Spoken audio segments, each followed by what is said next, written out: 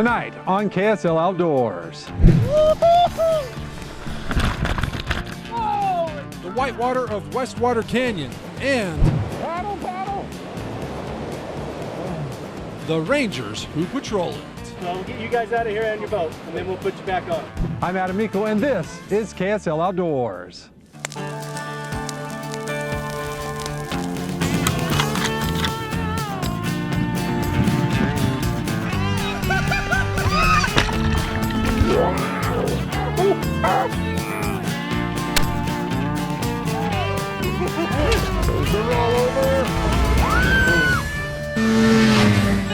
KSL Outdoors with Adam Eakle is brought to you by your local Ford stores. Thanks for tuning in to KSL Outdoors. I'm Adam Eakle, and welcome to Eastern Utah. We're here along the banks of the Colorado River. We're headed down Westwater, something I've never done, something we've never shown you, and we're headed out with Utah State Parks. Well, welcome, KSL. We are entering Westwater Canyon on the Colorado River. It's about 4 miles from the border of the state of Colorado. We'll be running at about 5,000 cubic feet per second, which is a great level, nice, fun level. All of these rapids will be out. National Geographic named this section of the Colorado River the best short whitewater rafting trip in the West. Westwater Canyon is a paddle boat adventure through some exciting Class 3 and Class 4 rapids. Oh my gosh.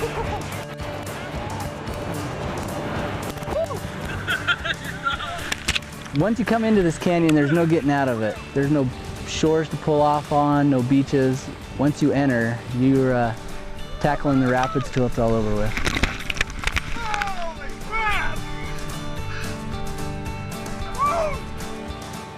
Westwater can be a very humbling and a dangerous place if not treated with the proper respect and ability.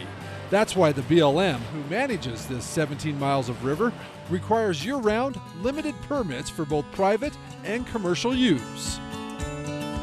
Some equipment that's required, you need to have a spare paddle or a spare oar for your boat. Definitely the right type of jacket, usually a type 1, 3, or 5 jacket works great. So life jackets are really important to have on and that they're tight and snug. A good way to test it is if you lift the jacket, it goes over your ears. It's way too loose. That's not good, huh? Yeah, that's not good. A whistle is always handy to have, especially in rapids when it is extremely loud and you can't communicate by words. You can use a high pitch. It'll catch someone's attention. Westwater can be done in 1 or 2 days. The first section is relatively flat with stunning, beautiful red canyon walls, which suddenly give way to this unique black rock called Vishnu Schist. It's rare. It's only exposed here and in the Grand Canyon and then in Farmington Canyon up north. And it's 1.7 to 2.2 billion years old. Thanks, Tim. As compared to the sandstone, which is only a couple 100 million. So behind us we have the Vishnu Schist, which is the oldest naturally exposed rock in the world. So if you look inside there, throughout the schist, you'll see little veins or intrusions of granite. So the important thing there is to not take your schist for granted. Good. You know that's going on TV, right? Jeff and Brody have patrolled Westwater for years. They talked of petroglyphs nearby, showed us this old miner's cabin, and took us to a legendary outlaw hideout. Behind us here is the Outlaw Cave, and folklore says that Butch Cassidy, other outlaws would use this cave to, escape the lawmen. This is the Dolores Triangle in here, and it's very well protected. There's an old bed frame up in there. Do you believe it? Certainly, yeah, it's river lore, you gotta believe it.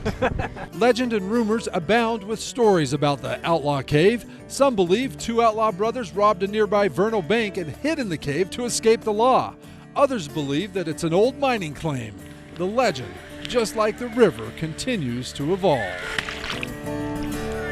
But before we hit the rapids here in Westwater Canyon, let's test your knowledge of the Colorado River in tonight's climate quiz question. The Colorado River has been an important source of water and life for indigenous people for over 12,000 years.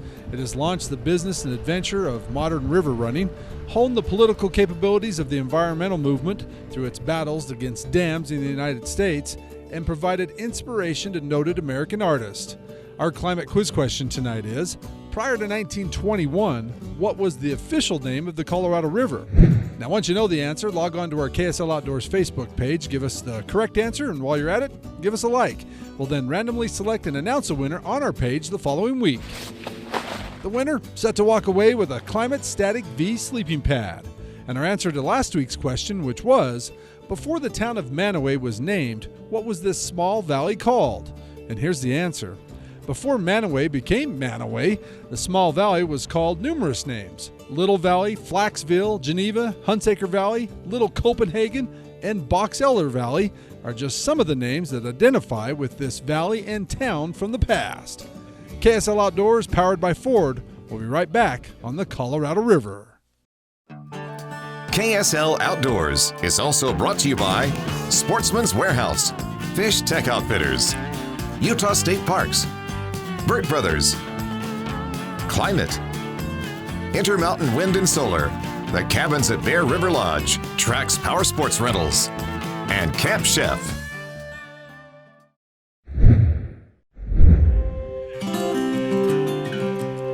As you enter this canyon, it reminds me of the quote from John Wesley Powell when he was exploring the Grand Canyon, that once again the canyon walls are narrowing and we are a little bit apprehensive. Apprehensive? Yes, but knowing we were with two very experienced river rangers sure made me feel a lot more comfortable.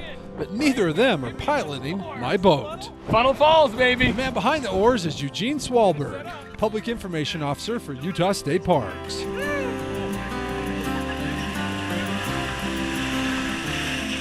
Westwater is the best. It can be family friendly depending on what water level you're going on. It's kind of in thirds. First third is kind of slow, but there's a few little rapids. You can kind of get wet, water fights, have fun. The second third, that's where the rapids are.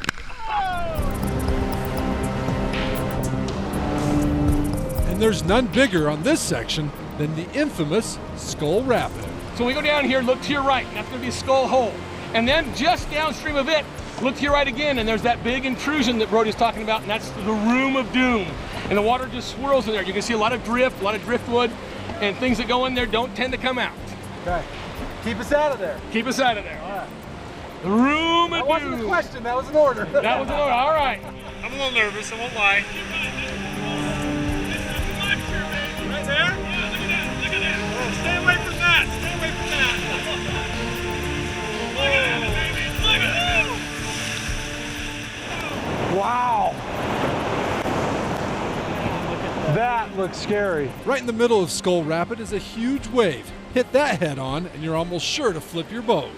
That and many others like it are the reason life jackets are a must on this river. We actually do the Coast Guard's job, the inland waters, the state waters. Most might be surprised to learn that Utah State Parks is responsible for a statewide boating program. Last year we had 14 boating-related deaths. This year we've had 4. Boating type of fatalities, 80% of those could have been prevented just by the simple act of putting a life jacket on. Ty is the administrator for the boating laws in Utah. He says most adults in Utah could do better when it comes to wearing a life jacket. They make their kids wear their life jackets, but they don't want to have this jacket on. They think it's big, it's bulky. You know what? We're in I have a specialized jacket on right now for the Whitewater, and this is great. It's great, it's comfortable. I'd wear this thing all day long. Well, hey diddle diddle right down the middle, and we'll see what happens. Oh crap. Hold on, we're going over. Yeah! All right, baby. Wow, who knew the Colorado got so tight right here at Skull Rapid? That right there does not look good. Eugene did a great job taking us through Skull Rapid and keeping us out of the Room of Doom over there. Boy, you do not want to be inexperienced in coming down Westwater, that's for sure. Hey, we'll have more here from the Westwater River trip here in just a moment, but first, back to the guys at Fish Tech for tonight's fishing report. Hi, I'm Nate Raymond from Fish Tech Outfitters, and today we're going to be talking about keeping ourselves safe from bugs and the sun. As far as bugs go, we've got our bug repellent shirts. They're really helpful. They have bug repellent woven into them and make it so you don't have to wear as much bug repellent lotion and spray. As far as the lotion and spray does go, you've got 100% DEET spray. That's going to be a high power, short time DEET output. It's very helpful for if the bugs are really thick, you'll just have to reapply. For the lower percentage DEETs, like 40 or around there, that's going to be a lower DEET output for a longer amount of time. If you're applying to kids, you want to use something that's lower in the DEET percentage, about 7%, like this Cutter All Family stuff. Just make sure you're applying it very frequently. For protecting yourself from the sun, we love our UPF protection shirts. They're very helpful. They keep the UV rays from coming through to your skin. Also, when you're out in the sun, don't forget a buff. Those will keep your neck safe from the sun that beats down on the back of it. When you're using sun spray and lotion, make sure you have an SPF rating of higher than 30. We have all these products in the store, so when you're picking up your fishing gear, just come and get these. Have fun out there and be safe. Now for tonight's fishing line.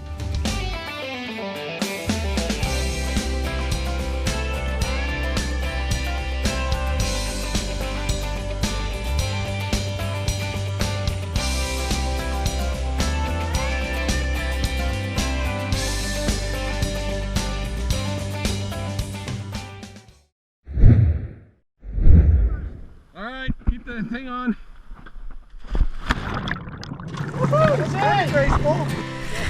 This is gonna get him. Adam's gonna remember this one. Yeah, baby! Lost my hat! I told him to watch that hat. This river is a lot of fun, but there are inherent risks. That's why both the BLM and state parks regularly patrol these rapids to both educate and rescue boaters when needed. We usually do a rescue up Westwater 2, maybe 3 times a year, and it's often at night. A typical patrol day, you will help at least one, maybe a couple parties. Today, as we were admiring the power of Skull Rapid, a commercial trip came through. Patrick and Ralph, a father and son on holiday from Germany, decided to tackle the big crusher right in the middle of the rapid on their inflatable kayak. Paddle, paddle! Okay, one with the boat, one without. 2 on the boat. Okay. Good job, fellas! The current pulls the boys into the room of doom, and with all the debris, they just couldn't break free. Hop on with us. Sure. We'll pull you, and we'll get you guys out of here on your boat, and then we'll put you back on. Okay. Supposed to make a left one, but it didn't turn out to be a left one. Welcome to Skull Rock in the room of doom. We're happy we were able to be there today. It's fortunate for them and for us. Could they have gotten out on their own? I think eventually, but it would have taken some time. Everything all right. Everything all right. Thanks to these guys here picking us out. It's what I consider our highlight trip, though, for a day trip. Yeah, why's that? Definitely. What you just saw. Gotta take the hole. Oh, out. Big water, beautiful, beautiful canyon. It's just truly a great way to spend a day. Yeah. Does it make you feel safer knowing that BLM and state parks are in here patrolling this? Absolutely, yeah. And with the guys that I do know from the BLM, the state parks, great people. Couldn't ask for better people to be out here supporting this sport. A perfect example of why you have rangers here on Westwater, both from BLM and state parks. You saw Brody go in and pull that father and son out from Germany. I wouldn't have wanted to have been in their shoes. At least they had their life jackets on, and you be sure to do the same. Hey, coming up on KSL Outdoors, our ever popular Snapshot of the week. But first, tonight's Utah Field Guide. This is the Columbian sharp-tailed grouse. A chicken-like bird of open prairies and parklands. Historically, the sharp-tailed grouse ranged through central Utah to Piute County, but they are now limited to a remnant population in eastern Box Elder, Cache, and Morgan counties. Conversion of native bunchgrass ranges to cropland and domestic livestock grazing are believed to have caused the decline. The sharp-tailed grouse is native to Utah, but currently occur in only about 5% of their historic range. However, implementation of the Federal Conservation Reserve Program and work by our own Utah DWR has benefited sharp-tailed grouse substantially. In April, male sharp-tailed grouse display to attract females on communal dancing grounds, often called leks. This display is done to woo a mate. With wings spread, tail erect, and heads down, each male competes by rattling its central tail feathers, stomping its feet, cooing, and inflating its purple air sacs. It's a spectacular courtship display not to be missed if you get the opportunity. Sharptails can also be hunted in Utah on a limited basis. It's a tag you must draw. You can apply for a sharptail grouse permit from July 5th through July 20th.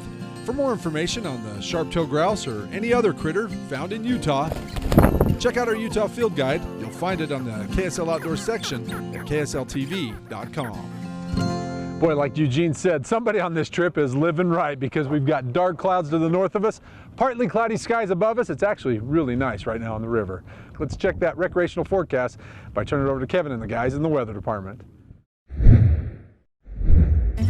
Welcome back to KSL Outdoors, back here on the shores of the Colorado River. Don't forget, if you're looking for some ideas to get you and your family into the outdoors, you can always check our outdoors calendar page at ksltv.com. Hey, coming up on July 12th through the 15th, you'll have a chance to see some of the best taxidermy in the world, as the Davis Conference Center in Layton will be the venue for the National Taxidermists Association 46th Annual Taxidermy Extravaganza. At the event, you'll have a chance to see species of animals from all over the world, from ducks to fish to elk, even a few exotics, all beautifully displayed in their natural environments. For more information on the taxidermy competition, check out our outdoors calendar page on our website at ksltv.com. Outlaw Cave, just here off the Colorado River on Westwater. Got an old stove, bunch of old artifacts here. How cool if the stories are true that we could actually be walking in the steps of some old outlaws that spent the winter here on the river. Hey, don't forget, when you find something unique like this, take a picture of it, submit it to our Snapshot contest. You might win our big prize from Camp Chef. Here it is now, the best of the week, our Snapshot of the week.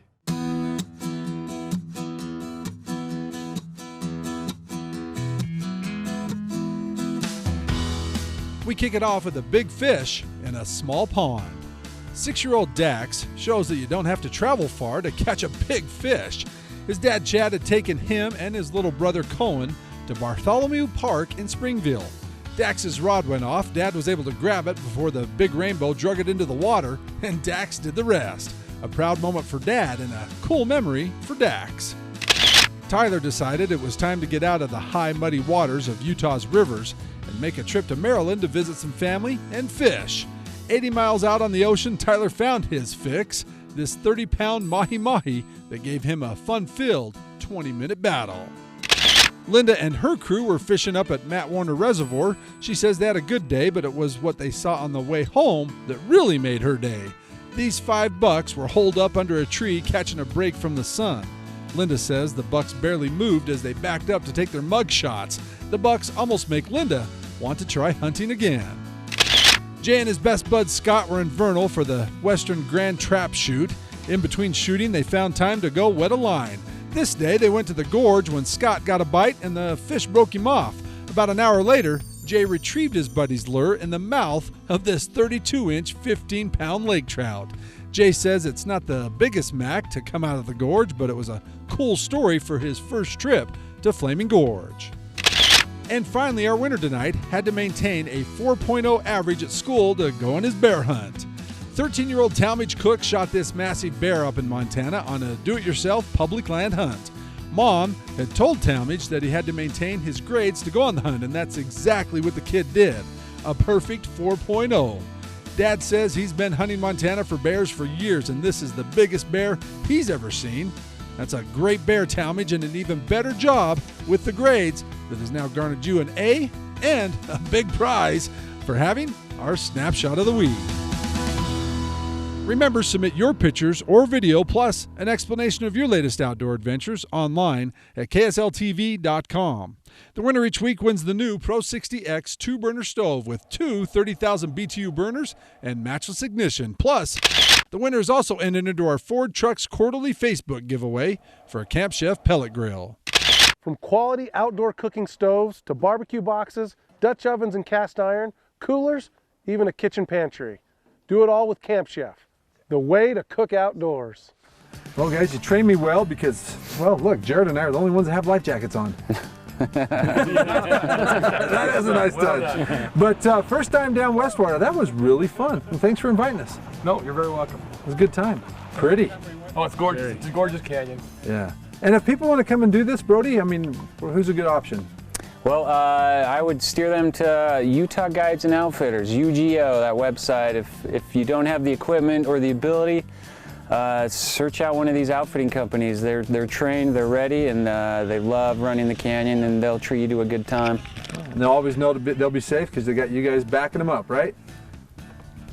Yes, sir. Better, right? Well, again, great place. I think I'm going to bring my wife, my family down here next year. Pretty fun. That was a lot of fun. For a one-day trip, that was great. And little thrills, little spills. It's a great canyon for Eugene one didn't day. kill us. Always a positive. That is a positive. Always a positive, baby. Hey, get out here, experience Westwater. It's beautiful. You'll have a little thrills, a little spills, and definitely get a little wet. I'm Adam Eakle, KSL Outdoors, reminding you to get out with your family, your friends, and make some memories outdoors. Until next weekend, good night.